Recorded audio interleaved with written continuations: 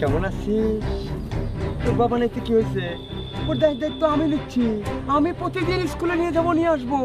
তুই খালি একটু রাজি হ। আমি কি আপনাকে দায়িত্ব দিচ্ছি? আমি আপনাকে বলছি ওকে নিয়ে যাইতে। আহা পাগল, আমি দায়িত্ব দিতে হবে কেন? আমি কি মানুষ না? আমি একজনের সুখ দুঃখের পাশে থাকতে চাই। আমার সুখ দুঃখের সাথে আপনার হতে হবে না।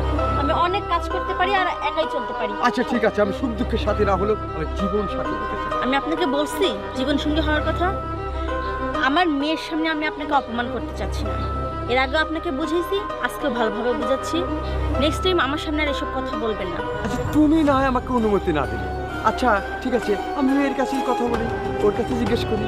আচ্ছা মা, বলো তো তুমি তোমার বাবা হলে কেমন হবে? তুমি তো বাবা বলে একবার ডাকো। দেখেন, আপনারা কেন আমি বাবা ডাকবো? আপনি একজন বয়স্ক মানুষ, আপনারা কেন আমি বাবা ডাকতে যাবো? আচ্ছা তুমি আমাকে একবার বাবা ডাকো, আমি তোমাকে চকলেট দেবো, আইসক্রিম দেবো, বিস্কুট কিনে দেবো।